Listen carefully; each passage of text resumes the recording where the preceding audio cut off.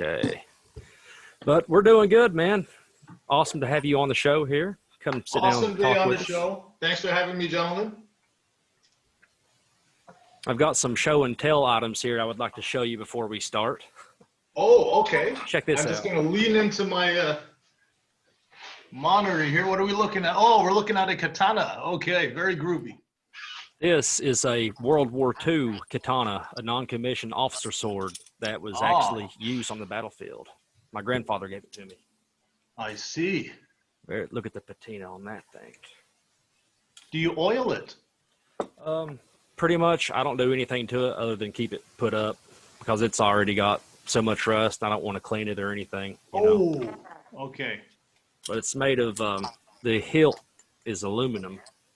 Now, I guess it's just, stainless steel blade. I don't know, but it couldn't be stainless because it's stained. But yeah, World War II right here. Yeah.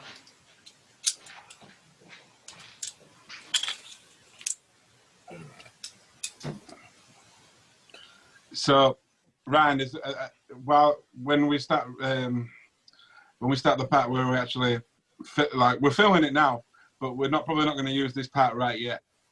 Are there any tricks that you'd like to show us or anything like that?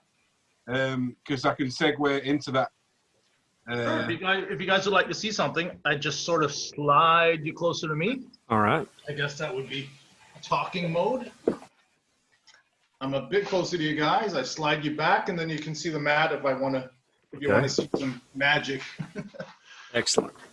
I was watching your Penn and Teller act, and the bit with the last coin vanish when you're doing the Matrix.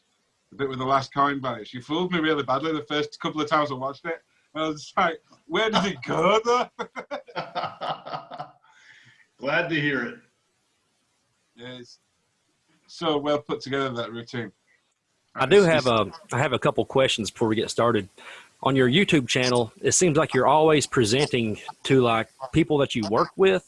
Like it looks like maybe like a university or school or college or some sort of environment. So like, what is that? Yeah, that's my Bruce Wayne day job. I teach at the University of Mannheim here in Germany. It's one of the country's top business and economics universities. It's like the Harvard of Germany. Okay. Yeah, I had that written down here. But I didn't realize that was what you're still doing now. So do you just have are those students that come up and you just show for, or what? Yeah. Magic is still. I suppose anything you can genuinely do for fun, you can consider a hobby. Yeah. So I can still consider magic to be one of my hobbies. Okay. I noticed that on your website it said you do lecturing there. Does that mean you teach some sort of business or economics? What is it you actually lecture on? I teach English. Oh, okay. Yeah. Huh. Interesting.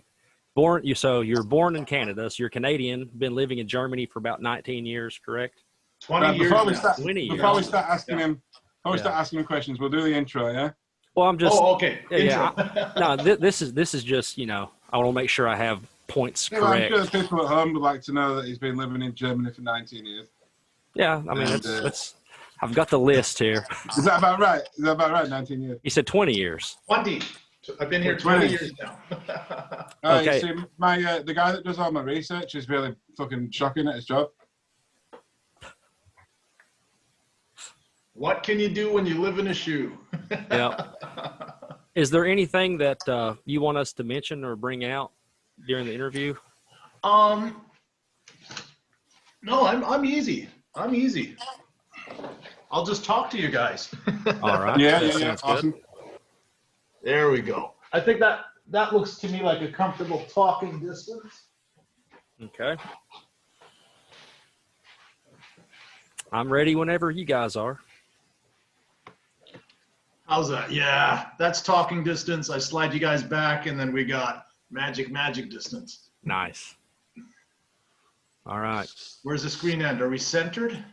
Yeah, it's pretty good. Maybe just get over to the right, just this an way. Inch. Yeah, just an inch maybe.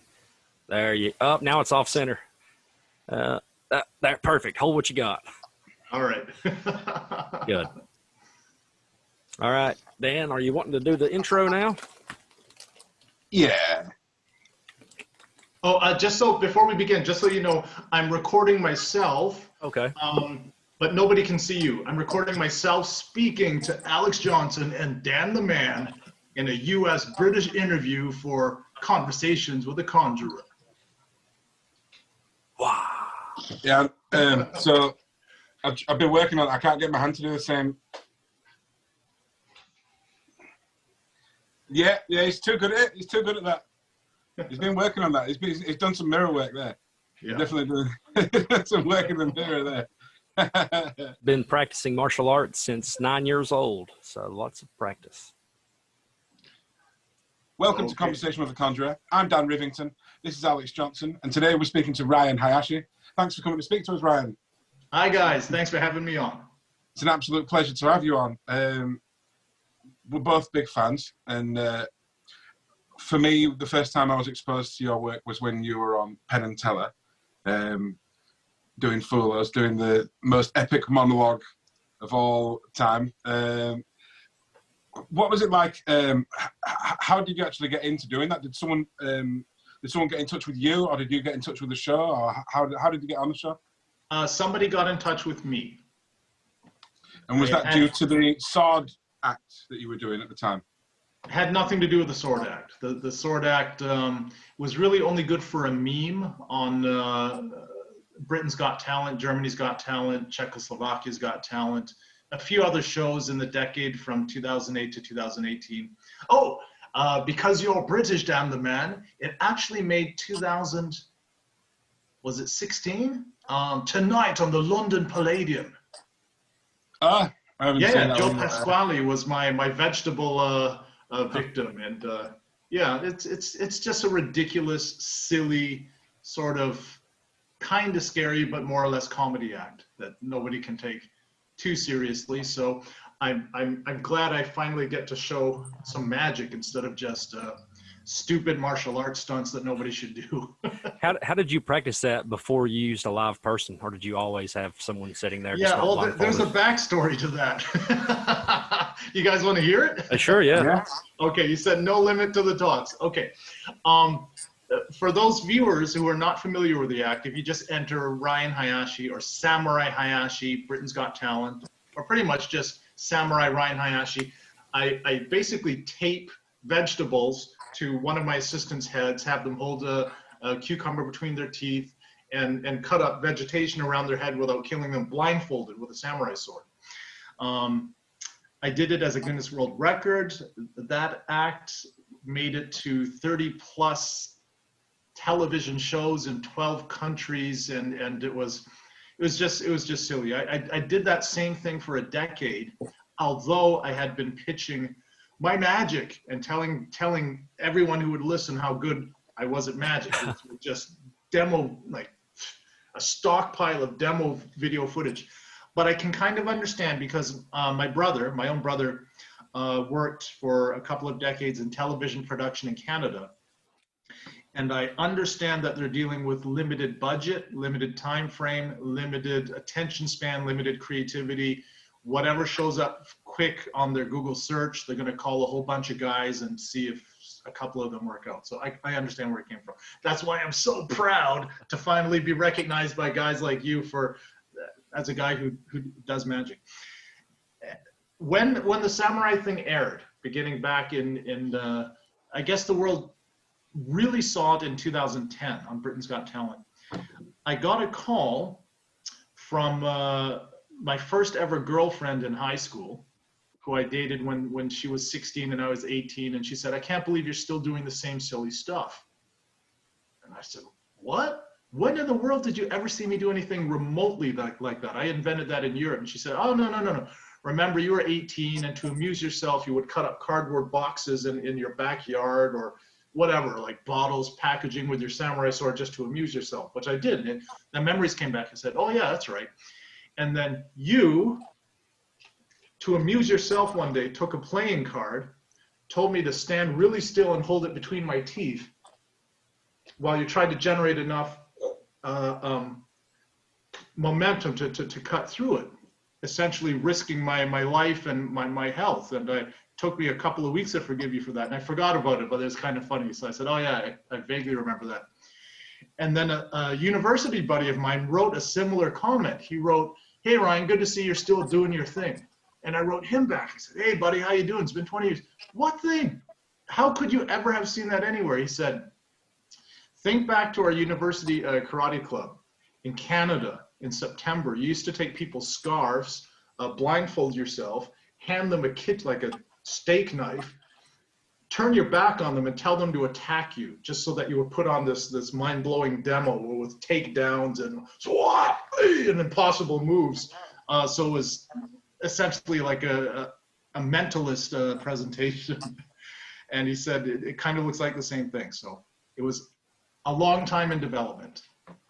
So you've been doing martial arts almost as long as you've been doing magic, haven't you? And what martial arts is it you actually practice?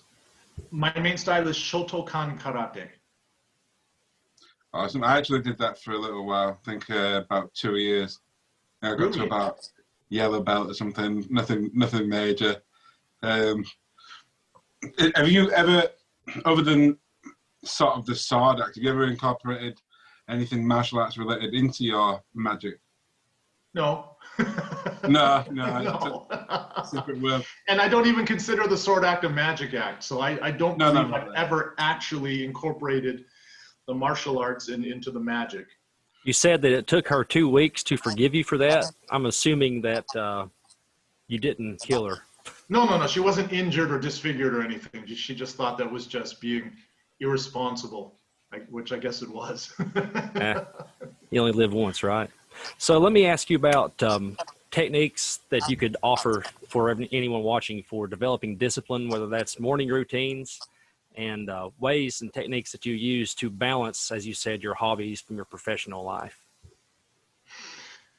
Yeah. Where do you want me to begin?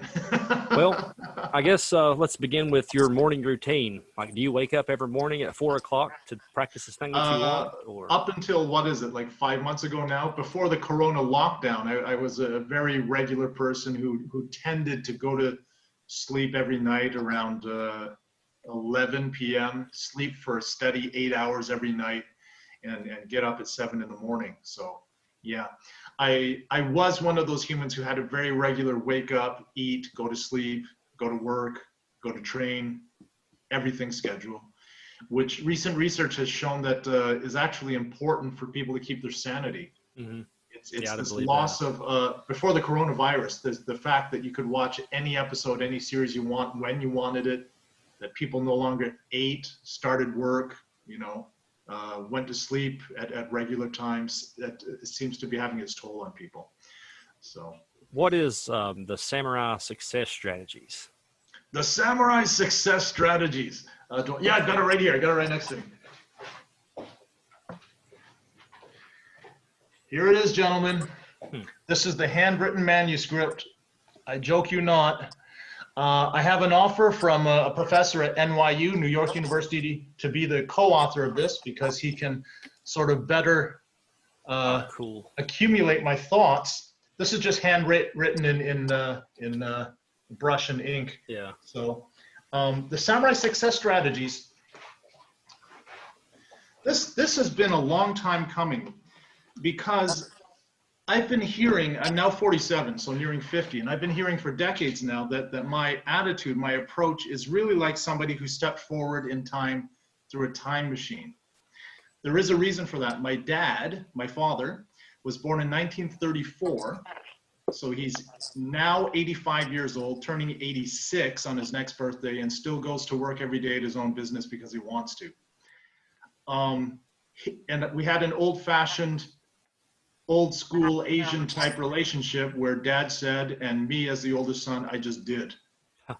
No back talking, no questioning, no hesitating, no talking about if I felt like it. It got done. And, within, I guess, the last half century, the only other story I've heard of that is, as I guess, Michael Jackson and his dad. My dad's dad, my grandfather was born in 1887. So my dad actually remembers the Second World War, and his dad, both World Wars. And so this, I grew up raised differently. And there's been a huge boom in the last handful of years. I'd say the last 5 or 6 years, more so in the United States. Then it's sort of come over to the UK, a little bit in the rest of Europe as well, for motivational success coaches, achieving your goals, you can do it. And they're more or less all based on Napoleon Hill, you know, Think and Grow Rich. And for me, this is nothing new. So my approach to getting things done, to doing things in life, is not new. It's actually just old. That's all it is. It's just old school. At age 15, I first got my hands on and read the book Gorin no Sho, the Book of Five Rings by Miyamoto Musashi, Japan's most famous samurai warrior, who wrote a book on military strategy to teach his students how he survived more battles and more official kills than any other warrior in Japan's history. So that's it. I just... Would you say that the Samurai Success Strategies, it's a motivational self-help book, but you trim the fat?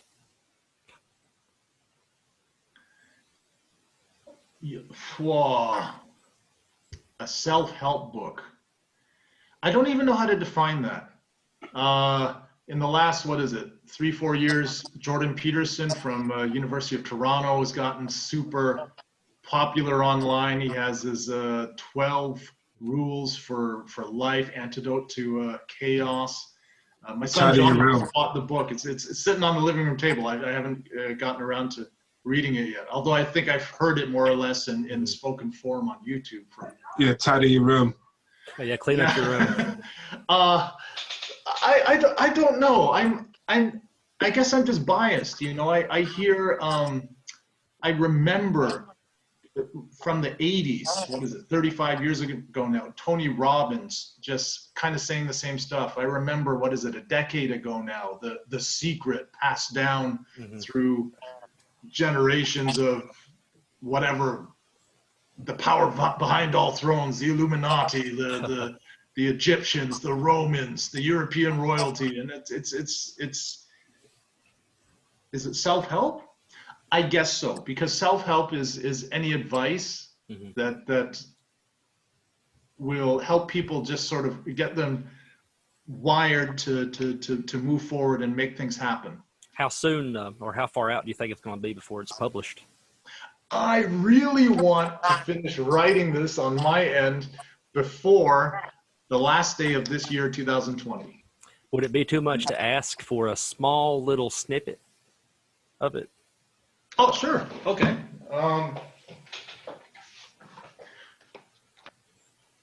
Notes. Okay. Because I almost, to be honest, I almost thought, as I was asked to do this at first, I thought to myself, who's going to want another book just kind of I don't know, rehashing the same ideas. And then I start with the fundamental aspects of being, which is to get yourself together. But as I discuss individual ideas from this, I'm getting comments from people, thanks to all of this modern sorcery, that people actually seem to enjoy this. And I've come to discover why, as a preface, before I even give any snippets. Okay. Which is why I'm continuing to write this little piece. People, and I'm not playing a role. I don't have to tell people I'm C-3PO or a penguin or a cowboy. Just by being me, people who actually talk to me or get to know me a little better, fairly consistently tell me that I'm like a real-life Mr. Miyagi. I would believe that. Whatever that means. Wax on, wax off. Wax on, wax off. Just doing my thing. I'm just a really level guy. I've had the same job same style of shirt, same haircut, same behavior for the last 20 years. I'm that guy that doesn't change. For several years, I actually thought I was partially immortal. I just didn't seem to be aging. But anyway, as I've been tracking developments in the last handful of years in the US, but my gut feeling says we would see the same thing in Germany, the UK, and Western Europe as well. But there's concrete data from the scientists in the US saying that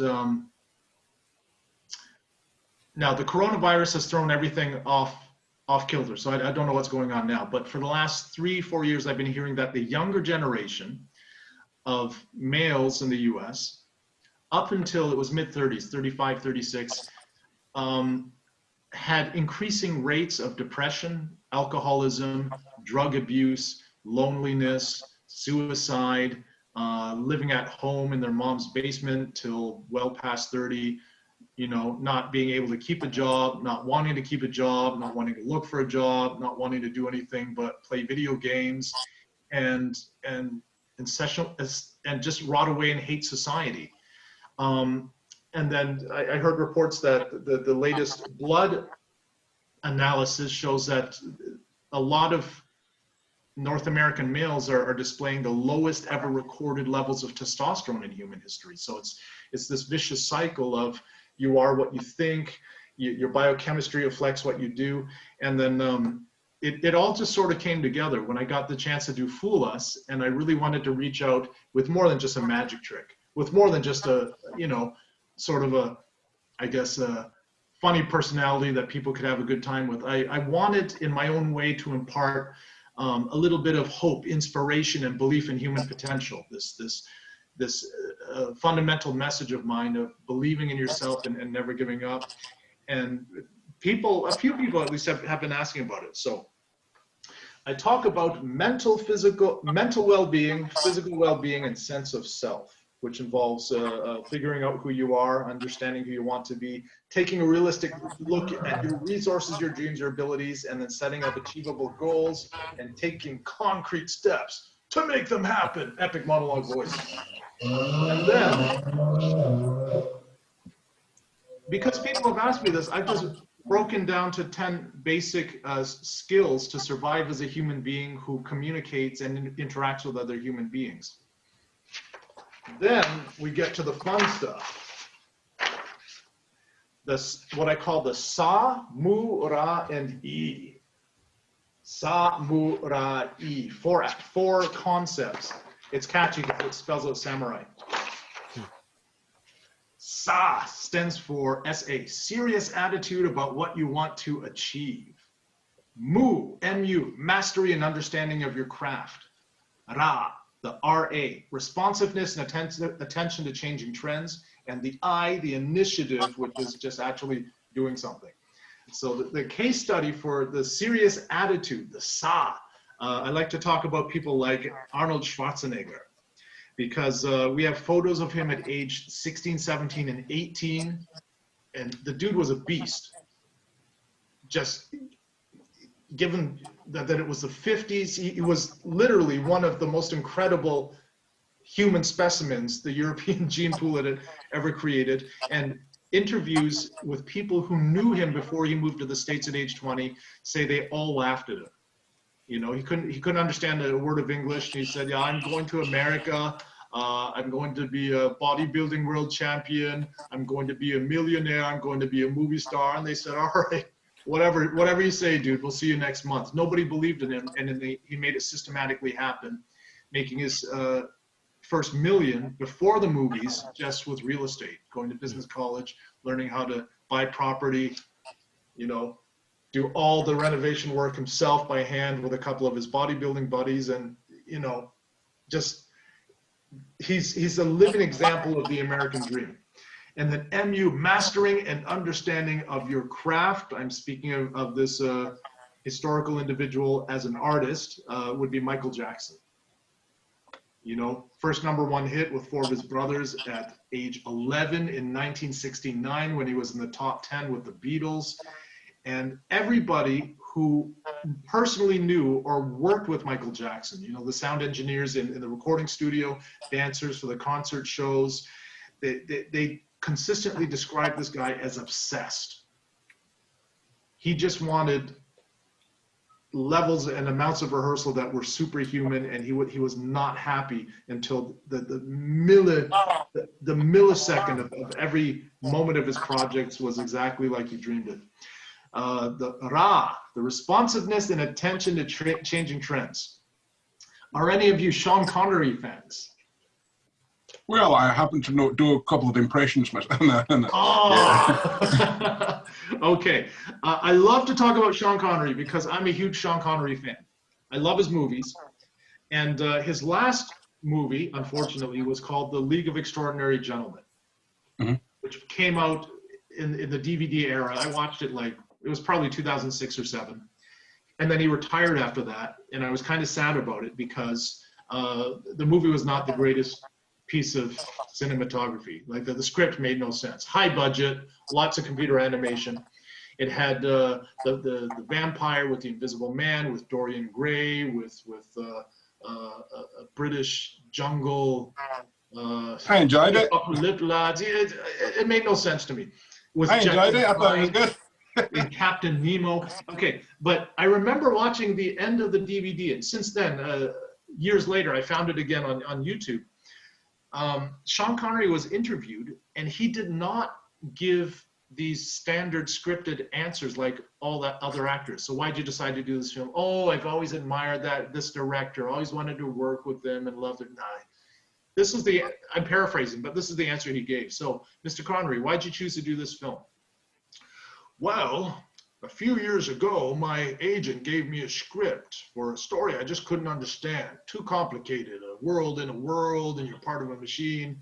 And I said, no, if I can't understand this story, I'm not going to do it. And I said, no. They wanted me to play something called Morpheus in a thing called The Matrix. They went on to make a parts 2 and 3, was hailed as one of the greatest movie trilogies of all time. And right after that happened, my agent handed me another script and said, Sean, would you look at this one? Made no sense to me. Too many characters, was some children's story I'd never heard of before. I said, no. So I said no. They wanted me to play something called Gandalf the Wizard in a thing called Lord of the Rings. They made another part 2 and 3. They called that the next greatest movie trilogy of all time. The next script my agent handed me was a thing called League of Extraordinary Gentlemen. Couldn't understand it, but I was afraid to say no. So that's sort of a lesson in itself. You know, he could have ended his career on those 6 movies, the 3 Matrix and the 3 Lord of the Rings. Yeah, the Matrix. I think the original idea was that the protagonist Neo was going to be played by a black gentleman, and I think they were looking at Will Smith. Okay. And I think they were looking at Sean Connery to be the old guy teaching him the ropes and stuff. Think about how. Okay, Sean Connery teaching kung fu to Will Smith. Why not? Imagine how much of a different movie that would have been. They would have made it work. That would have been like a Count Dooku in episode 2, you know? Where it's obviously some trained athlete doing show swordsmanship with Dracula's head superimposed. How old was Christopher Lee when that movie came out? It must have that's been right, Christopher Lee. It must have been in his 80s or something. It was Dracula, wasn't he? He's the Dracula guy. I grew up on the old Hammer films from the 60s where he played Dracula. Yeah, this guy, terrifying. So, so we sort of moved off the subject. We're digressing. But I just wanted to throw in one quick question. Who would win in a fight, you or Tony Robbins? A physical fight.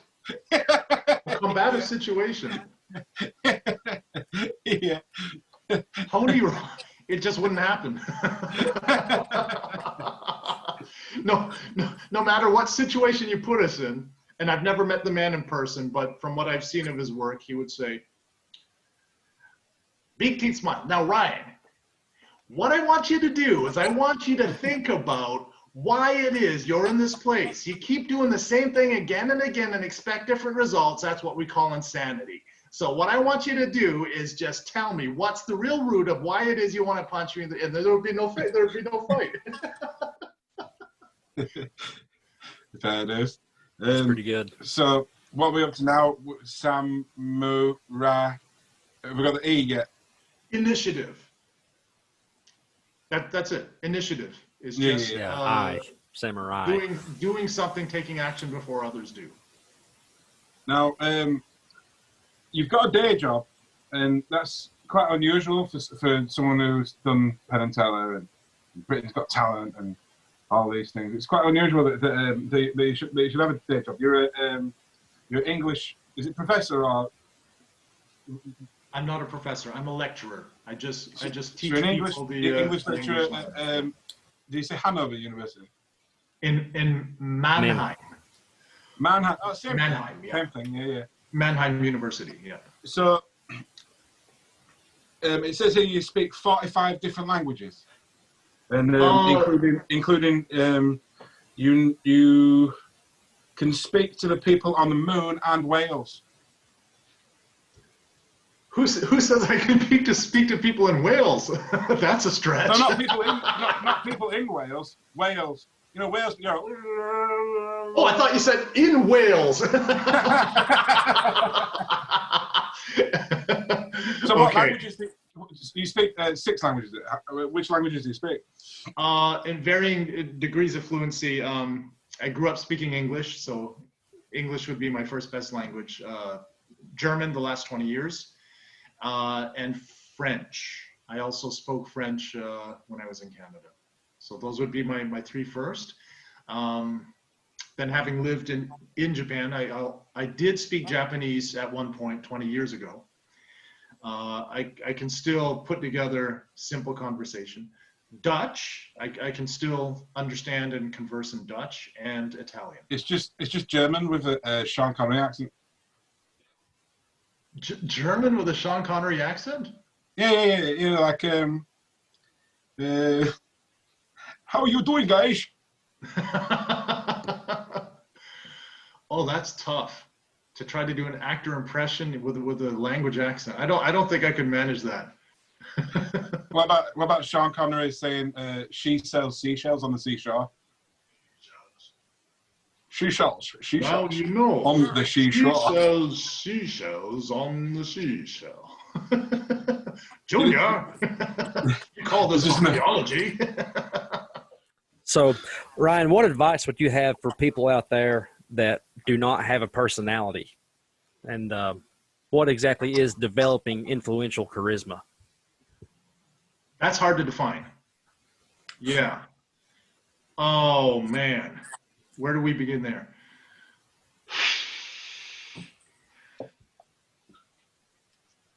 Now this is my opinion.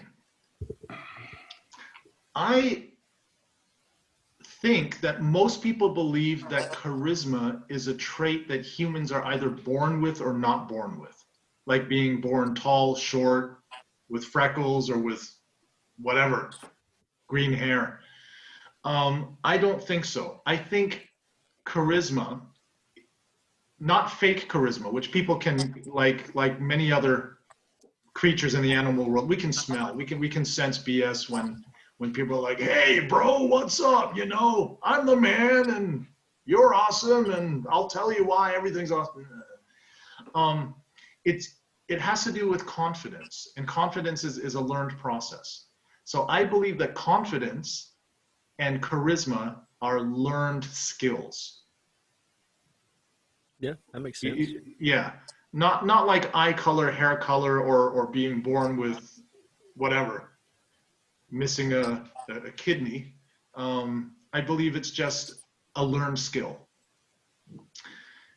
It's about being comfortable with yourself, and I believe the best way to achieve it or to develop it is through nice, positive, and rewarding interactions with other humans. Because when you listen to all the stuff coming from sociologists and psychologists and digital dementia geniuses and the next generation, you know, they're gonna go online and you know, ruin people's lives and drive other kids in high school to suicide and not be able to sit in a room and just look someone in the eye and say, look, bro, here's my opinion. Look, bro, I don't agree with you on that. Look, bro. So I believe it's tied in with having experience with positive reinforcement and success in your life. Do you think that also having physical discipline and feeling confident, look good, feel good, being able to look in the mirror and be like, you know what, I love the person that I'm looking at. Like if you're comfortable with where you are physically, do you think that is more or less a I basic think root? it's connected. Yeah.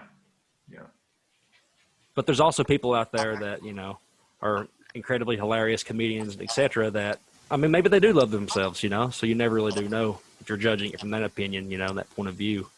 But what is charisma in your world?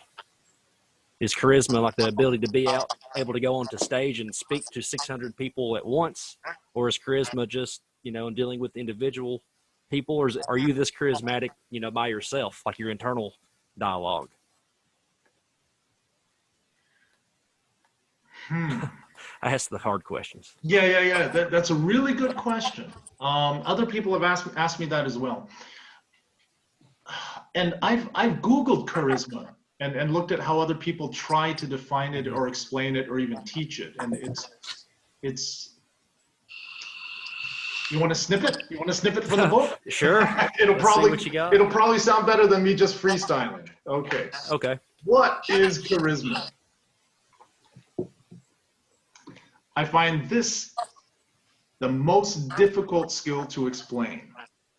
I do not see charisma as the same thing as confidence. Rather, I see this as the result of having developed all of the other basic skills, including confidence. And I go through communication skills and whatnot. Charisma is the overall combination of everything certain individuals have that makes you want to watch them, listen to them, and see more of them in the future. Learning how to be charismatic will give you the power to grab people's attention and make them want to be around you and get to know you. In this day and age of internet stars, being charismatic on camera can help aspiring influencers to gain viewers and followers. Charismatic speakers with the right voice, tonality, and style of speech can win over listeners through radio, phone calls, and podcasts. They can tap into your brain and emotions and get you to think about their offer, idea, or message with a simple spoken word. Charismatic writers can do the same with the written word. The primary form of charisma is, however, physical and perceived visually. Studies have shown that the majority of the message conveyed when a person speaks is through nonverbal communication. Our looks, clothing style,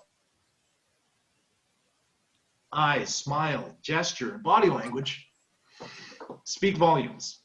There was something magnetic about Marilyn Monroe that made her more than just a model. This mysterious something made Michael Jackson more than a singer, Arnold Schwarzenegger more than a bodybuilder, and Bruce Lee more than just a fighter. This power to stand out and fascinate the public does not come from an individual characteristic. It is the total sum of the complete package. It enabled Darth Vader to capture the imaginations of literally millions of viewers as the ultimate villain. It allowed Anthony Hopkins to terrify us in Silence of the Lambs as Hannibal Lecter, simply by speaking from behind a glass wall while barely moving.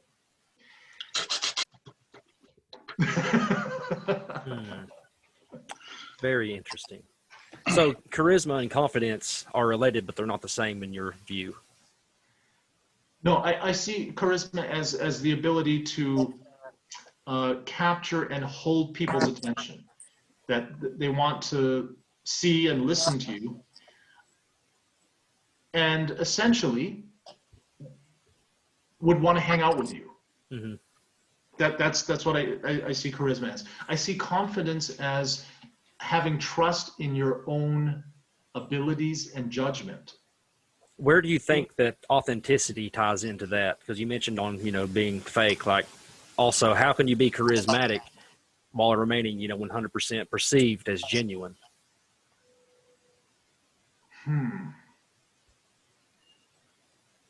You'll have to buy the book, and it'll be coming out in 2021. No. I'd like to answer that one. The first name who comes to mind, just because I happen to like watching his podcast. Do you guys watch Joe Rogan? Oh, yeah. Yeah.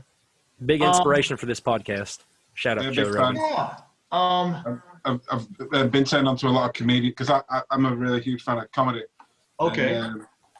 And I've been turned on to quite a few American comedians who I'd never heard of because they're not on British TV. You know, like we get sort of British comedians and that's about it. Oh, right. It's a different group of comedians who are featured in British media, and the Americans are more into the Bill Burrs and the comedy star sort of people, like Bill Burr, Bert Kreischer, Tom Segura, Chris D'Elia, even though I think he's been cancelled.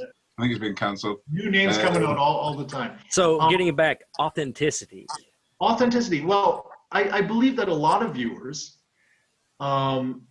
and recently, you know, he has this Spotify deal, which you've probably heard about, for like $100 million US dollars to continue a show on Spotify instead of YouTube. When I watch his interviews, or maybe not even watch, or just listen to the audio running sometimes 2 to 3 hours, there's two reasons I like them. And apparently there's a lot of people who also like listening to his stuff. One is he could be interviewing anyone from Elon Musk to some rocket science genius to Jamie Foxx, you know, just, okay, the guests. But I genuinely like to listen to Joe Rogan just interact on any given topic. Because if you were to look at Joe Rogan on paper, you'd think he was just a musclehead who wouldn't be able to carry an over 2-hour conversation, especially with a politician, a scientist, an expert in economics. But he has sort of this humility where he very often says, no, listen, I'm just a big ape.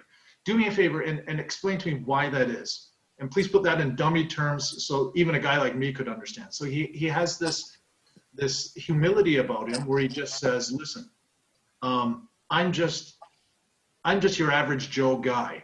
Explain that average to me. Joe. Yeah. Oh yeah, average Joe. You think he drinks a cup of himself?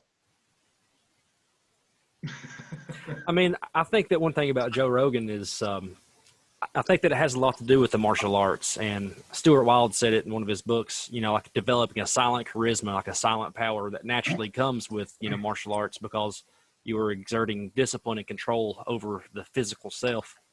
So, you know, I think that you have it, and Joe obviously has it. So what would you think would be the number one thing, that piece of advice that you would give to somebody that wanted to develop the silent power or the silent charisma? First of all, just to find something that you enjoy doing. It doesn't have to be a martial art. The martial arts are combative, you know, from kickboxing to whatever. There's so many styles: Taekwondo, Wing Chun, Karate, whatnot, Jiu-Jitsu. They're combative. It can be badminton. It can be Zumba. It can be hip hop dance. But there's something about just sort of the physicality of doing something on a regular basis that appears to have a lot of benefits tied to it. Yeah, I assume that you're pretty familiar with Qigong. With Qigong. Qigong, yes. Yeah. So like, even like, for example, if you're a construction worker, you know, you can be practicing Qigong while you're, you know, working. So you're saying it doesn't have to be a martial art, just any sort of thing, you know, commitment, would you say? That's a physical thing, whether it's, you know, practicing Qigong movements, or if it's, you know, using a hammer, hammering in nails, or even if it's weed eating or something. Yeah, sure. You could make a discipline out of anything. Yeah, so you can. Yeah.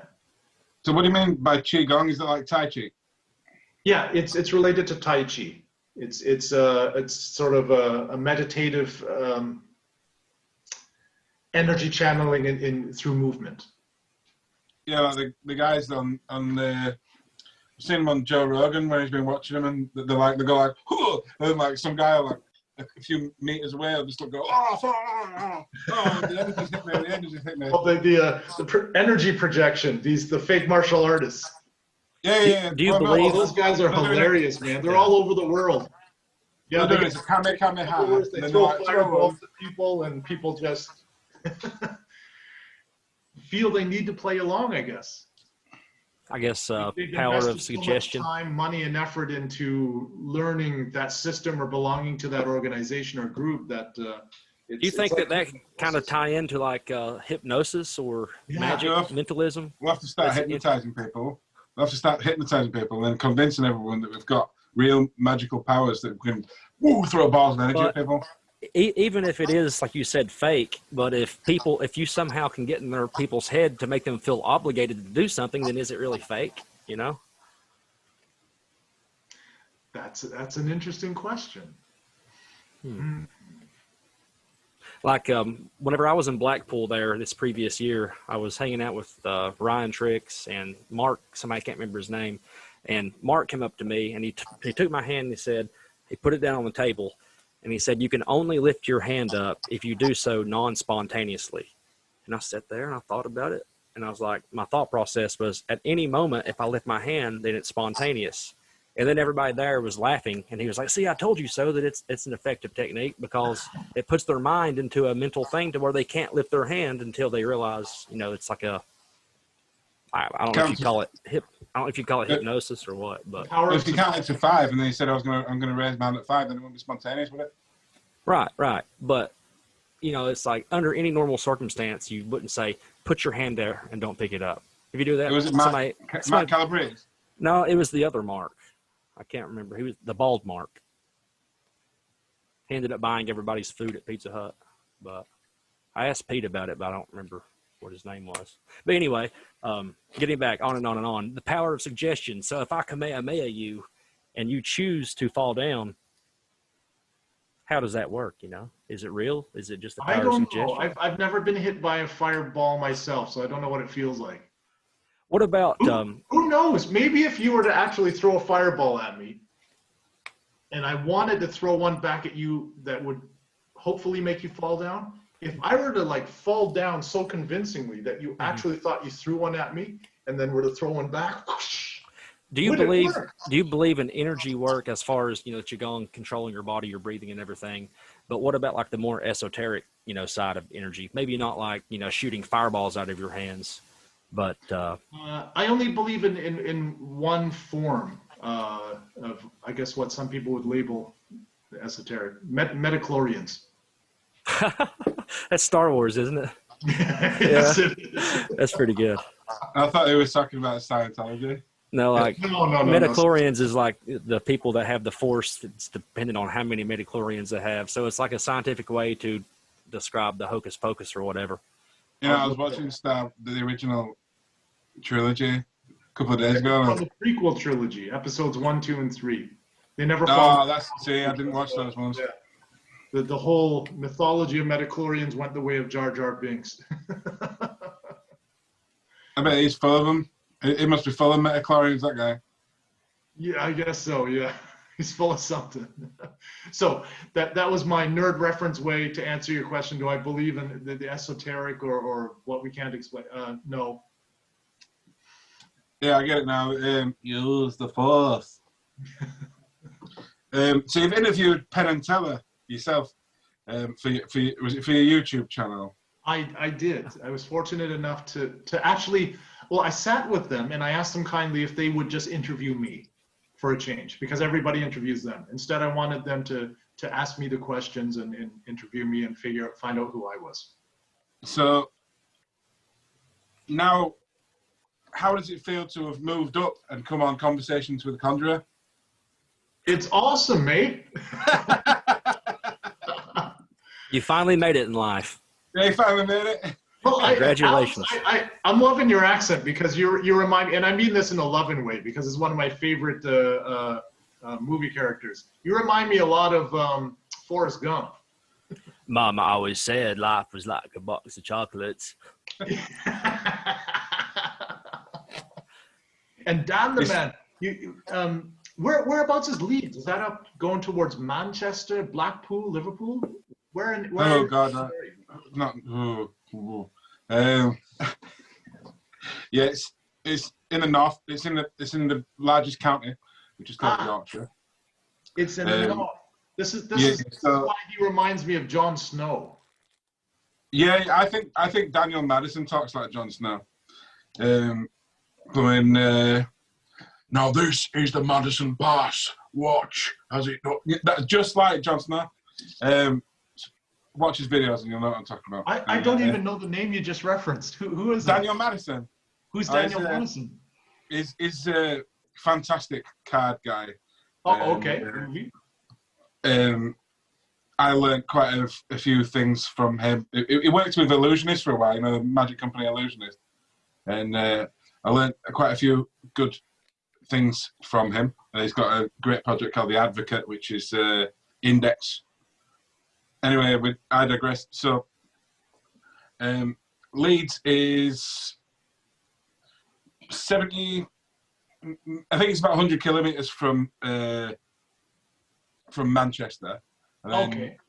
So I had to drive. It's on the other side to Blackpool. So I had to drive through Manchester before I got to Blackpool this year. So you're on the other side of. Yeah, from Blackpool. You're on the other side of Manchester. Yeah. So, but it's like in a line. If Blackpool's here, then Manchester's here, then Leeds is over here. So. So it's still quite high north, and it's quite high in the north, and so you know it's not exactly a Cockney accent, is it? It's not like oh yeah, it's got apples and pears, it'd be lovely, you know what I mean? It's not quite the same, accent as you know, the Queen's English, is it? Who speaks the Queen's English these days? I don't think the Queen even speaks the Queen's Queen. I'm trying to think of someone famous that speaks the Queen's English. It all sounds the same to me. Well, the Queen's English is, and I just mispronounce the word English. How do you do that? There's different types of accent. Like there's one where the newsreaders talk. You know, newsreaders on the BBC News and stuff. They would speak with pronounced pronunciation, where you actually pronounce every different syllable exactly the way it's written down. You sound a little bit like Stewie from. Stewie. and then the Queen, you silly mortals. Yeah, it's pretty good. The Queen's English is a bit more push, you know. I'm so happy. Yeah, we'll go with that. It's better than mine. Then the more north you get, the further away from that you, because the Yorkshire dialect actually comes from Old Norse as well as English. So it's a few of the words that are thrown in are actually from Vikings. Okay, groovy. So it's quite hard. I think it's quite hard for some people to understand what I'm talking about, especially if I was talking to someone else who was from Yorkshire, speaking with a stronger accent than I'm speaking with now. Yeah, it's quite hard for a lot of people to understand. Now, what in Germany? Have they got different accents in Germany? Is it to tell the difference? Like, would you be able to say? Would you be able to say, oh, he's from Berlin, or he's from... That's right. Just like in the UK, different regions have different accents, depending if you come from Berlin or Munich or Frankfurt. Yeah, different regional dialects. Actually, I've heard it's comparable because within the UK, I've heard like, and I wouldn't recognize it, judging by what Alex just said. So I'm guessing Alex and I you could show us 10 different British accents and we couldn't tell you what's what. So you, Dan, would know, and we would just hear 10 different British sounding accents. How far would you have to drive in miles or kilometers from one town or area to the next before you hear a difference in accent? Not a lot. Not a lot. Not a lot. Germany. It's the same in Germany. I'd say probably if I drove to Bradford or Dewsbury, they would have a different accent there, or Wakefield, it'd be slightly different. And they're all within 5-10 miles. Oh, okay. Yeah. Then if I went to Harrogate, it's a bit more like the Queen's English, a bit more posh. And and that's I think it's technically North Yorkshire, but it's only a stone's throw away. I could drive there in probably about 30 minutes, 45 minutes, and then it's funny in Yorkshire. The further south you go, the stronger the accent is. Like places like Doncaster, Barnsley, and Sheffield, have all got really strong Yorkshire accents, whereas Leeds is a bit more toned down because I think we've got more different cultures here. It's a really big multicultural city, and so I think the closer that you are to the city, the less your accent is. I mean, do you know Peter Turner? No. I'm trying to think who else is from around here. Because his accent isn't really the same as mine. His is a bit different. I'm embarrassed to say. Where would you say your accent's from? Would you say it's like amalgamated with just He's Canada, lost the Canadian A. You've lost that a little bit. So. Oh, my accent's neutralized. I've been living outside of Canada since '98, so that's 22 years of just being you said you're not an English professor, but you're an English lecturer. Yeah, just a teacher. And what's that all about, guy? Buddy? I'm sure 23 years ago I sounded more Canadian, more this about. Oh, we're going out. What are you talking about, eh? Yeah. Yeah. But now I have to try to go back and imitate the way I'm aware that the Canadians say. Was that something that you actively worked on to try to neutralize your accent, or just something that naturally happened? I think it was part of the process of me just trying to speak slowly and clearly as an English teacher. Because for over 2 years trying to teach the Japanese, who still now on average have a lower level of English than the average German, because the level of English varies from country to country. And although both countries on average have gotten better at English, the Germans are still better on average than most Japanese speakers. So I was forced within the first 2 years to speak like a language coach, slowly, clearly, short sentences, nice long pauses. And before that, with early recordings of me being a Canadian guy in Canada, there was a natural flow, which for the average Canadian just sounds like, hey, well, what do you think about that? Hey, are we going out? What are you talking about? Of course we're going out. And I became aware of this after about 1.5 years.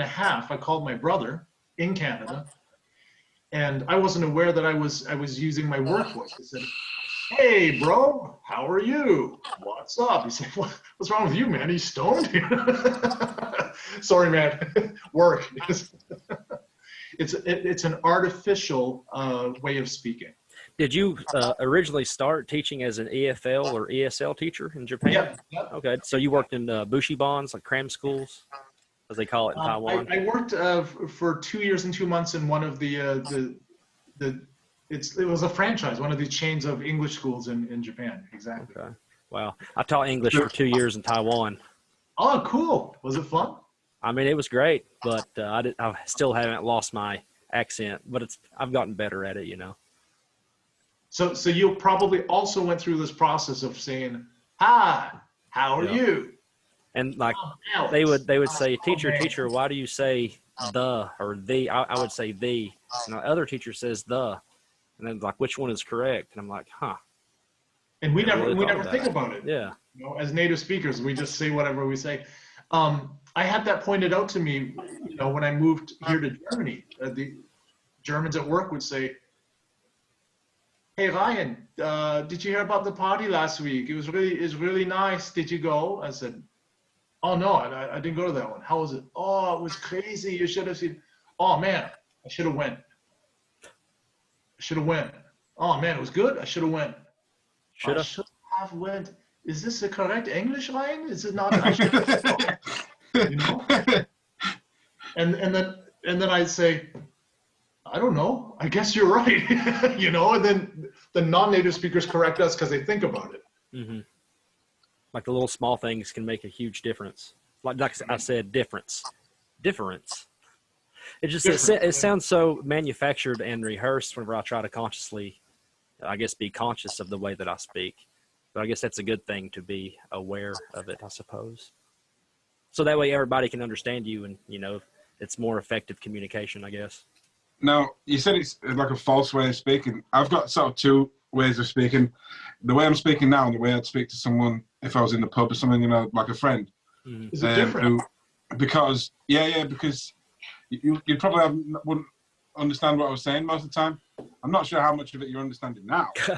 I have difficulty sometimes.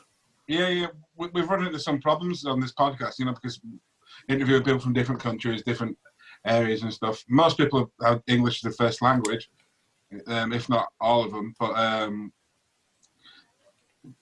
definitely Americans struggle to understand what I'm saying. So I'd try to roll it back a bit. I'll try not to speak with too much of an accent.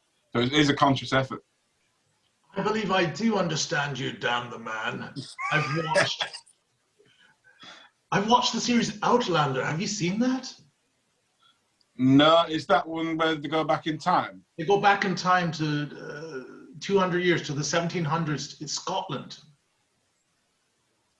In Bonnie, Scotland. No, I think I might have seen the first episode. I need to get around to watching it. I actually started watching. I think Braveheart meets time travel. Yeah, I don't think there's ever been a mainstream television series aired worldwide that has featured so many Scottish actors. It's great. There was this one scene where one of the Scottish chieftains comes in to visit the local redcoat, English governor, and Excellency, there's one of the locals here to see you. Oh, do let him in. And oh, you do look the part. Smashing. How shall I address you, good sir? Well, my name's Dougal Mackenzie, but if we're being formal, you can call me Chieftain Mackenzie. Oh, I don't know about the rest of you, but I couldn't understand a word the poor creature said. You know, just all this really cool stuff. I've got a friend who's from Edinburgh, and he says things like, he calls me English, and then he tells me to do things, but he'll say, English, I'll tell you what you need to do, English. What you need to do is, you know, then he'll go into what he's saying. Wow. And that was Klingon, bro. Well, I'll Alex, tell you. did you understand any of that? Nope. Me I'll neither. tell you. Not a bit. So how much of the people speaking in the Scottish accents did you understand on the show? I'm not sure how strong they're speaking, but like that's a good question. They probably neutralized it. Yeah, because Like- Americans will understand Scottish people maybe from places without quite strong accents, or it depends what sort of, if you're middle class or working class, you'd have a different accent as well. Okay. So people with working class accents might be a lot stronger than people who were upper class or middle class. For my 2 years in Japan, one of the other English teachers I worked with was from Scotland. Mhm. And I enjoyed the musicality of it. I remember when we both went home, he called me one time. His name was Craig. He said, Ryan, how you doing? It's Craig. I'm working in London, one of the libraries. You've got to come down here and see some of these aristocratic looking girls, you know, and I thought that was Scottish until we had like a substitute come from one of the neighboring schools, and I had to spend the day with two Scottish guys, and they switched to a whole other level of language, which for me was And I said, are you guys pulling my leg? Are you joking? No, that's the way we talk back home. And I was like, man, totally out like, is it Gaelic? What is it? No. It's English? Or it was still English, but it was, I could not follow what they were saying. It was bizarre. Now, the difference between that and American English, like Alex, is you understand Alex clearly no matter how strong with an accent he's talking. Every word. Yeah. And Alex, this is also a more manufactured version of my original dialect of English, I guess you would say. You wouldn't think so. Have you watered down your dialect, Alex? I mean, this is more educated and refined, I guess you'd say. If I would, if I were to switch back to how I actually, grew up speaking, it'd be like, daggone, man, I tell you what you been doing over there, And then people be like, you still understand what he's saying, that's the thing. But I mean, I ain't got into it yet, man. Just give me a daggone minute. Shoot far. You rock, Alex. That's awesome. But yeah, it's like, and then you should hear my family and everybody else talk. It's so funny. Like, I've traveled pretty extensively over the past decade, living in different countries and, traveling through Asia. And then like, now that I'm actually back home in Tennessee, and I was living in San Diego, but now that I'm back home, being around these people again, it's like, man, I forgot like how much, how different, everybody is around the world with their accents and the way they speak, especially compared to California, There's one thing with the Yorkshire accent it's sort of like a phrase that's used to sort of educate others on how different the way that it can be to regular English or renounced pronunciation, which is what the news readers would speak on, BBC News and stuff. And it's the phrase is, "Here our lass, put wood in tall and make us a brew." Huh? Here our lass, so hey girl, I guess. Here our lass is like my girlfriend. So if I was going to talk to our lass now, I'd say, "Julia, come downstairs." You know what I mean? Our lass. Yeah, our lass's girl. So here our lass, put wood in tall, put the wood in the hole, close the door. Yeah, lass, put wood in hole and make us a brew, make me a cup of tea. Make us a close the door and make a cup of tea, please. There's no please in there. I don't know why there's no please. That's not very English, is it? I don't know. All I know you've lost me on that one. Englishness comes from Game of Thrones and Harry Potter. Yeah. So you're gonna go to Hogwarts and you're gonna do spells and shit. You're gonna do spells and shit. So switching gears a little bit, Ryan. Yes. You're an English lecturer, and you also do magic and martial arts as a hobby. Do you have an end goal? Do you have a vision for where you want to be in, say, 20 years? Do you want to continue teaching, or would you like to be able to switch to doing magic full time, or what is your vision for yourself? I would love to, but I'm going about. I would love to do magic full time, and I wanted to make the switch when I was 36 years old. In 2008, because that's the first year that I did primetime national television in Germany and the Netherlands. And then the worldwide economic crash happened and people were struggling. Mm-hmm. And there was a 2-year gap in 2008 and 9, which carried over into the start of 2010, where everyone from the entertainment business, DJs, live bands, musicians, singers, dance troupes, whatever you can think of, magicians included, just had less work. So I made the conscious decision to switch right when that happened, and then I decided not to. So I've just been enjoying magic when it comes my way up until now. And unfortunately, I now foresee the next couple of years as being pretty much the same thing due to the coronavirus. This is a reset to the entertainment industry. You have several products out, like on your shop, on your website. You have a couple products on there, and you're working on this new book. So, I mean, you have a lot of things going for you to help supplement your income, I would imagine, aside from, getting lectures. I'm working on stuff. Yeah. Do you have anything else that magic related you're wanting to release? Yeah. I'm working on the next set of tutorial videos, teaching the cups and balls, my approach, and no, that's pretty much it. I'm currently in rehearsal for the next television appearance, and unless some last minute change in laws or rules and regulations shuts down production. I'm looking forward to this one.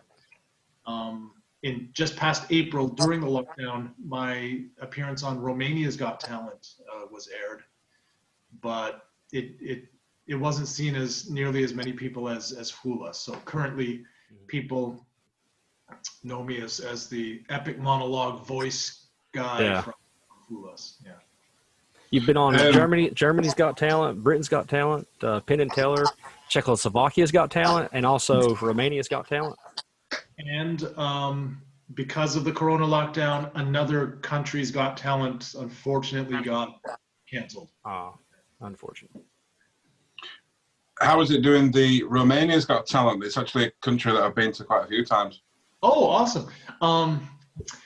I decided for that country not to do, I did essentially, if you put the video on mute, the same Ultimate Matrix act I did on Penn and Teller Fool Us, but purely to music, without speaking. Mm-hmm. And then I did the intro in the Romanian language, just so that people felt like, oh, okay, they can. He's not that foreign. They can kind of relate to me. And then did you produce a card from your mouth through smoke and go, flick your hair to the side? No. Just whenever someone does something to music, that's just automatically what I think of when blowing smoke out when the card appeared from his mouth. That's a Shin Lim reference in case people watching this didn't get it. So did you actually manage to spend time in Romania? I was only there for 5 days, just to shoot that. Where was it? Bucharest? It was in Bucharest, yeah. So you know the sort of the downtown party bar and restaurant area called was it Centro Vecchio? Yeah. So did you go out drinking there? I don't drink alcohol, but I hung out and met a couple of just cool guys who were partying and hung out with them. There's a couple of places to get espresso around there, I remember. Yeah. I rarely drink, and when I do, it's usually like a glass of whiskey, or it's not like a crazy amount. So when I go out, I just tend to drink espresso, and I come back and I'm like. So, do you care if we change gears a little bit again? Oh, please, yes. I'm very interested in like topics about space and astronomy, and there's been some things being released on the news about UFO sightings being released by the Navy, the U.S. Navy, and the Pentagon. And I'm just curious about what your perspective is on life outside of the Earth. Wow. I believe definitely there's got to be life out there, and I'm just waiting to see when we have our first contact, or when it's finally released that we've had first contact already. Yep, So the Pentagon though, released some things from the Navy from like 2017, like actual video footage and everything. And then like the History Channel, if you ever watch American television, the History Channel is always playing that show Ancient Aliens. It's like for the past 10 years it's almost been nothing but ancient aliens. So it's like I believe that there's life outside of here. Have we ever made contact? Maybe we have, maybe we haven't. I just think it's always interesting to kind of get into someone else's head to see their perspective of how grand and how infinite the universe is. Well, you know those drawings that are etched into, which desert is it? The Nazca lines? Yeah, isn't it like Arizona or New Mexico somewhere that, the line drawings that you can't see at ground level, you have to fly up in a helicopter and the things, till this day, they've not yet been explained, have they? They understand how they were made. They were just made by moving the dirt. But as far as, how physically they could do it, like being able to have it accurate and be able to understand how it would look from, space or from the sky, I don't guess they understand how that happened. Are there any conspiracy theories that you believe in? Wait, before we get to that question, I want to say something else. Elon Musk, you know, the same day that the astronaut that he sent up to space landed after a 64-day travel orbit around the Earth, he made a Twitter post saying that aliens built the pyramids. You know, you'd think that would just be a joke made in jest. Well, this is all true. But Elon Musk said this? Elon Musk said that on Twitter. And then considering his position with SpaceX and everything, it's like, yeah, it's Elon Musk. He might make a joke. But then again, at the same time, the Egyptian government responded back to that saying, no, they didn't. We have proof the Egyptians made. You know, and so his offbeat comment, assumed it to be in jest, got the, the response of the Egyptian government. Oh, that's weird. Pretty weird. Does it mean anything? Don't know. Ancient Aliens says that aliens built the pyramids, though. And one of my good friends here in Tennessee, he's a stonemason. Like, he does a lot of stone work pretty much professionally, has been doing it for 30 years. And he's like, out of all these years that I've been, working stone, there's no way, as far as being able to lift the stones and cut the stones. He was saying about the laser precision in the cuts and everything, not just, with the pyramids, but other megalithic structures. And that's coming from a stonemason that's did it his entire life. Yeah, I've heard that before. I've heard attempts at explaining how they built the pyramids, that they built it from the ground up by oiling logs and just having armies of slaves roll these huge blocks of stone. But then I've heard this theory that if you go back to when they were new, there was a level of laser precision in the cuts, plus geometric absolute precision that this is unexplainable. Aliens? I don't know. And I heard a related story. What was it? Was it in the Amazon? Linguists, so language scientists, had actually discovered a tribe which had minimal contact with the modern world, who still spoke one of their older languages. And they charted out this language. And the thing about, if you look at different languages, there is an organic messiness to the structure. It's like tearing a piece of paper instead of cutting it with the scissors. And alone, this language was puzzling because it had a mathematical precision to it, as if it were a constructed language like Elvish or Klingon or Valerian. And the linguists were like, where does this come from? Aliens? I don't know. It's interesting, like thinking about language and how there's so many similarities from across the world, then all the way to the other side of the world, and how some created alphabets and others created, like the, Japanese and Chinese characters and everything. But I don't know, it's like just the invention of language, that's how people communicate.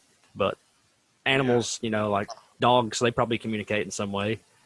And maybe they do have a language or something that we don't understand. But I kind of like language is the defining thing that makes humans, language and culture. Yeah. So I like topics like this, just. Yeah. Do you believe in magic? Cool topics. Do you believe in magic? Sorry? Do you believe in magic? Do I believe in magic? Yeah. As an entertainment form, yeah. It's very real, and he's very good at it.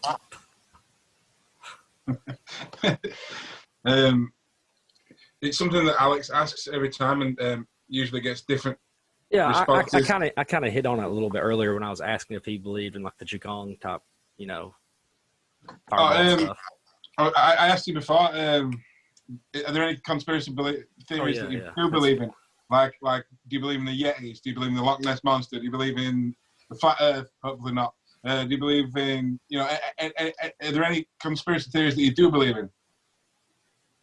Oh. Bush did 9/11. I have not been convinced by any of the Flat Earth videos I've checked out. So as much as you've flown, you should know better than that one.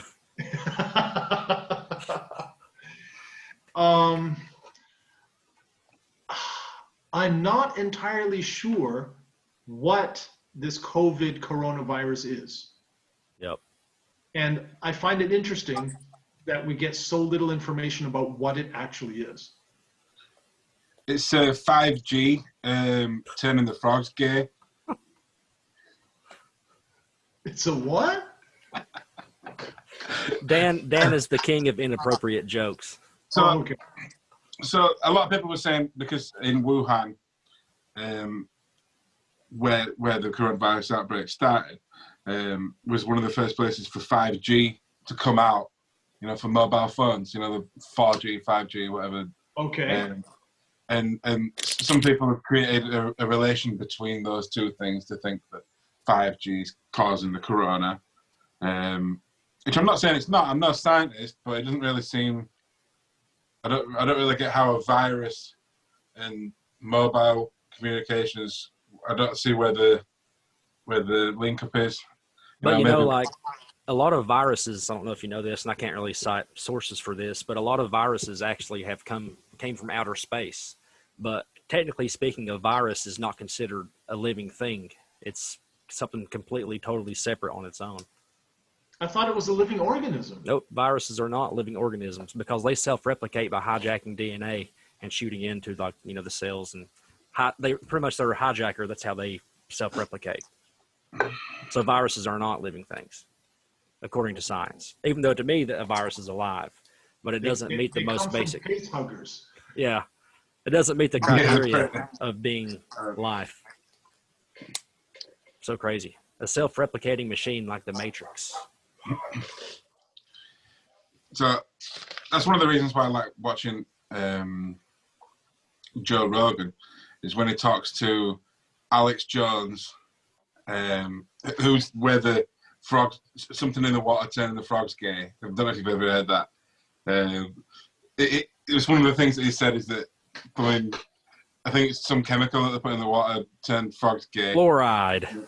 It's the old fluoride conspiracy. Fluoride I love watching frogs gay. Okay. anything with Alex Jones, anything with Eddie Bravo, because those guys are well into, like, I think Eddie Bravo he used to be an MMA fighter and he's a BJJ instructor, you know. I think he teaches Brazilian Jiu-Jitsu and stuff, and like, he's a flat earther, I think, is Eddie Bravo, and Alex Jones runs a sort of news company called InfoWars. Have you ever heard of it?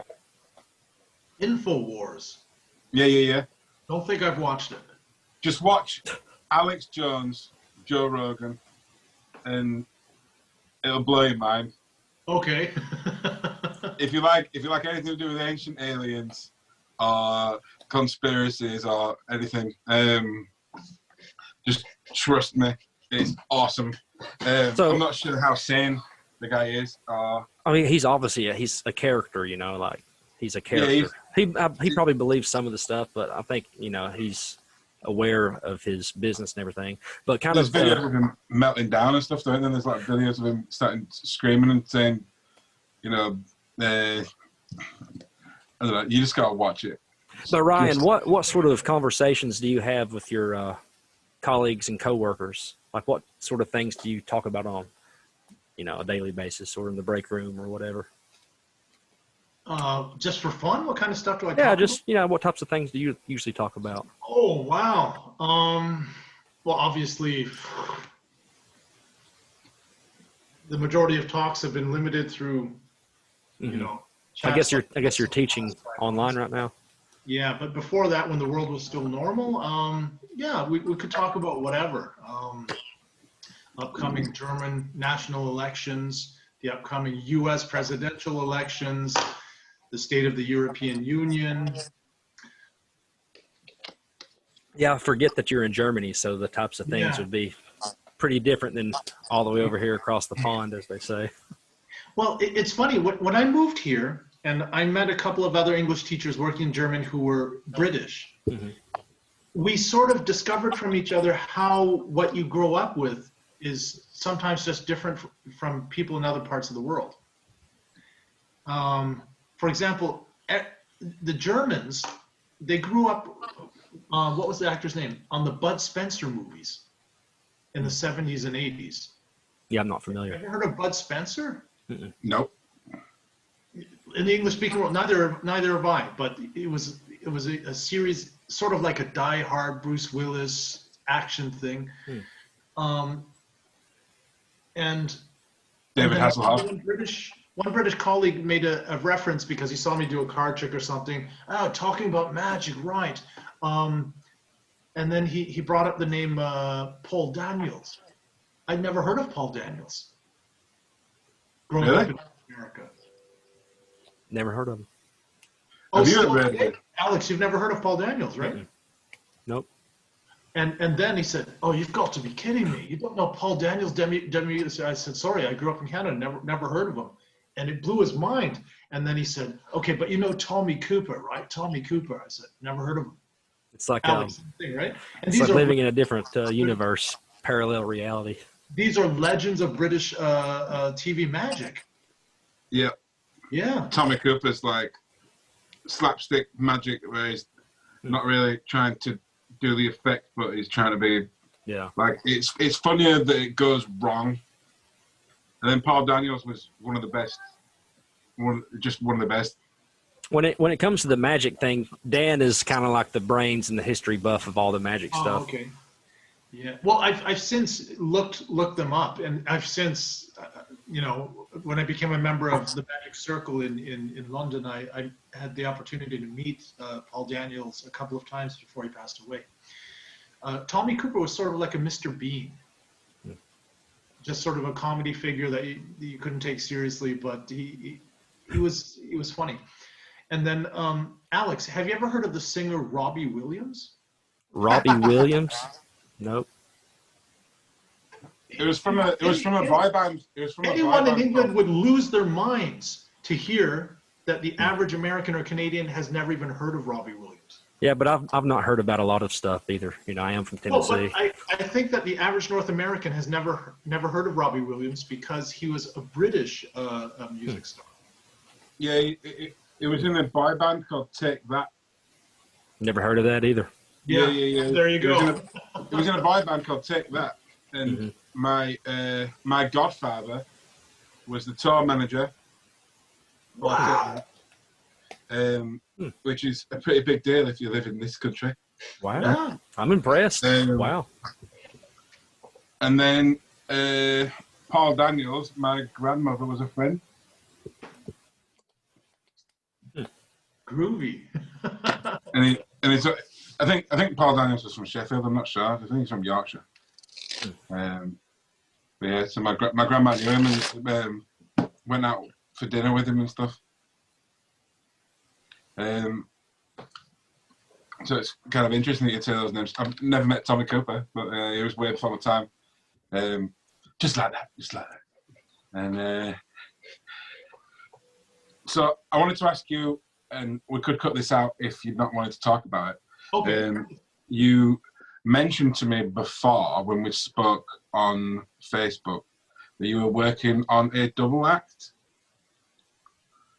Yes. This is for the upcoming FISM FISM competition cycle. I'm working on a two-man act with my son Johnny, where it's four hands performing the cups and balls. This was done some 30 years ago in the 80s. Well, I guess more than 30 years ago now by Penn and Teller. They did a two-man cups and balls with the clear cups. I'm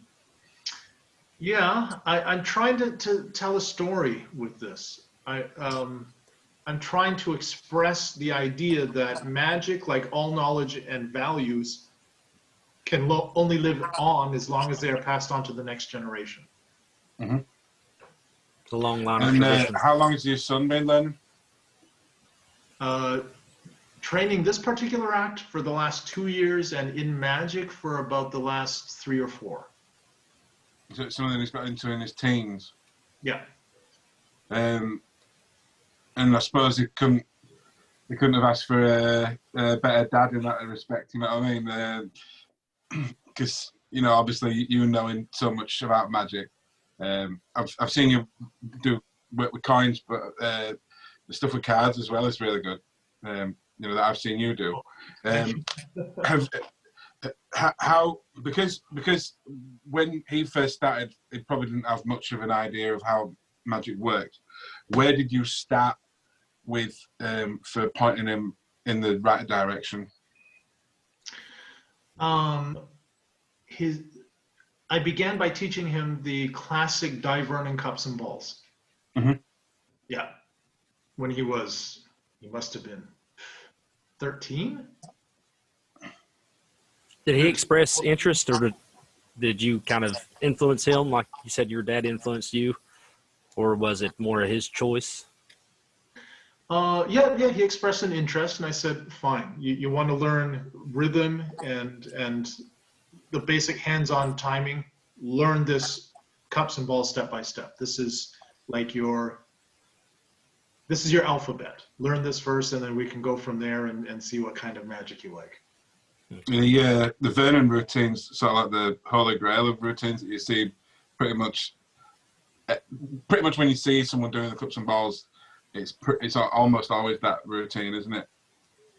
Yes, and this is the routine that I usually perform as well. Yeah, my mentor Harry, he does a slightly altered version of it. Still gets me, you know what I mean? I know where all the things are coming from, but you know, it's just great. It's just a great thing to see. Now, something that we always ask people is, did you have any mentors while learning magic, or did you just sort of pick it up by yourself? And I suppose this could also be passed on. This could also relate to martial arts as well, because mentoring isn't just about magic. It could be in anything. Well, my mentors in the martial arts, those were my instructors. So through the years, I had different instructors in different periods of my life. In terms of magic, and I've told him this. Although I only met him much later in life, I considered maybe not necessarily a mentor. Yeah, I would say a mentor. I'd say a mentor. Because I remember at age 15 or 16 watching on American television an episode of World's Greatest Magic hosted by John Ritter from Three's Company. Yeah. And Juliana Chen was doing the card manipulation. A young, we're born the same year. I know the guy now. Topaz from Germany was doing his drumstick act with sunglasses. And then a scary looking man dressed in black wearing a lot of eyeliner walked up to the microphone and said, "Boo, this is not a Halloween mask. I look like this all the time." It was Max Maven. Yeah. And for some reason, because I was always interested in languages and accents, and I was always, maybe pick this up, imitating movie scenes and cartoon voices. I always very much liked Leonard Nimoy, the original series Spock's voice as a speaker. Morgan Freeman, Kelsey Grammer from Frasier. Sideshow Bob. Yeah, voices Orson Welles. Of course, the voice of Darth Vader. And there was something about Max Maven, and he had this certain type of tonality. It gave me the chills like Anthony Hopkins' Hannibal Lecter in Silence of the Lambs. And I said, that's it. That's what it sounds like when you master voice and speech. And then later on in 1998, they used to produce these VHS magic instructional videos from L&L Publishing, and Max Maven had a series. So I got that, and that was in my early 90s education as well. But my first live mentor, and this is a hilarious story. Magicians always laugh when I tell this because it's not a well-known story. I went through all of school and high school and I essentially always had a deck of cards at all times in my pocket. so that I could just show people stuff.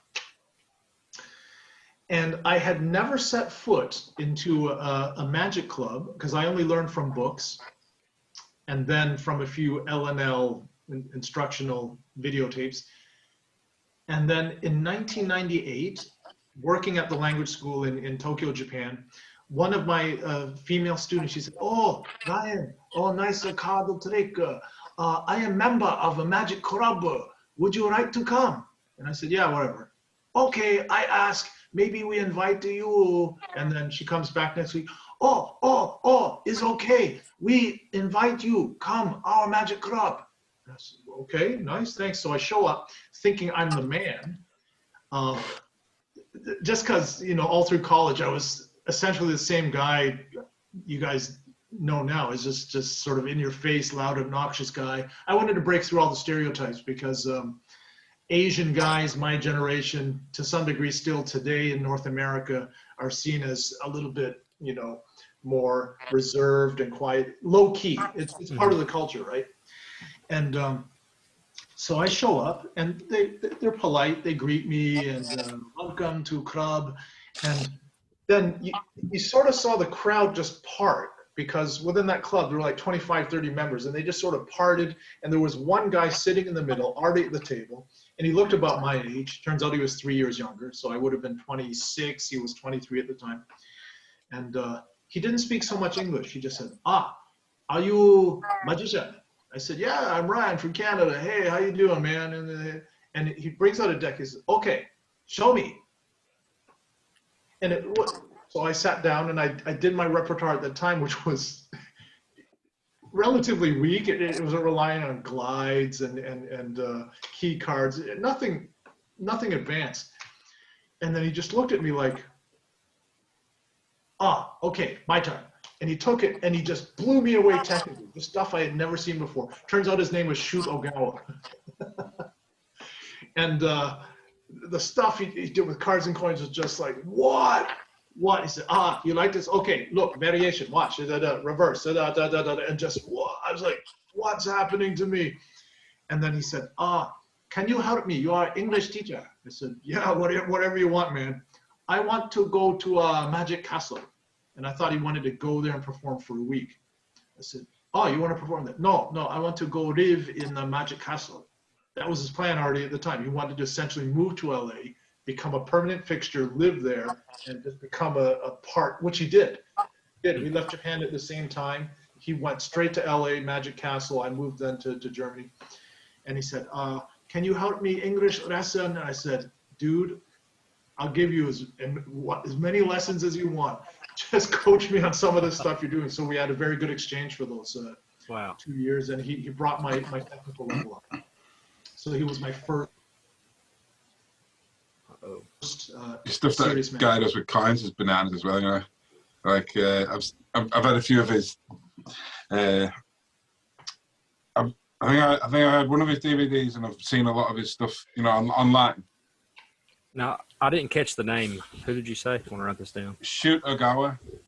Shoot, like shoot a gun. Ogawa is Ogawa. Okay. Guys, I hate to cut this off, but I'm going to have to get to something here in a moment. Have some people coming over. Okay, cool. Dan, would you like to do the outro? Are there any final questions that you want to ask? Dan, or do you have any questions for us or anything, Ryan? I think we've been through a few. Gone through pretty much all the ones I've got written down. Or you've asked them, you know, or you've asked them before I've asked them. Yeah. It's been a great episode. Had a lot of fun talking to you, Ryan. It was fun talking to you guys as well. It was a pleasure. Because Alex sort of freeballs it, and I actually write the questions down. Like I actually wrote down. I actually wrote down. You interviewed Penn and Teller. How does it feel to have moved up into the big leagues by coming on to conversation? I actually wrote that down. That's a scripted job. Awesome, man. It's not just. Oh, wait! I haven't done an epic monologue yet. Oh yeah. Let me pin you. Yeah, let me pin you. Okay, here we go. Okay. Ready? Okay, pin. Reach out with your feelings and listen carefully, because you can actually hear parents across the planet, turning the volume up and telling their children to pay attention because they can sense intuitively that I am one of the rare voices on television who'll inspire their children to read Shakespeare, strive for a greater command of thought and language, and grow up to become smart, articulate individuals who will contribute to the advancement of human civilization and social harmony for everyone in the world. That is amazing.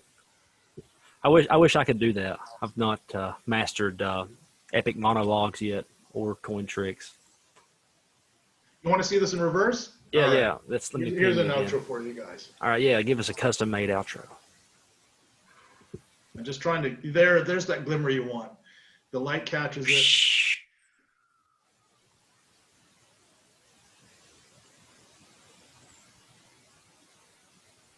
No camera tricks, ladies and gentlemen. This is happening live and for real.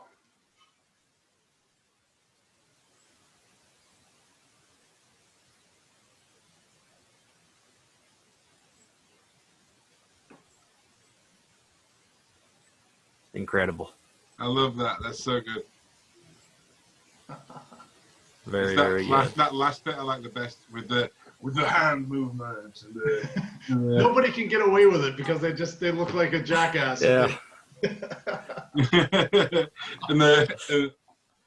it's like it's a little bit like Spider-Man, like shooting webs. Yes, that's the Spider-Man.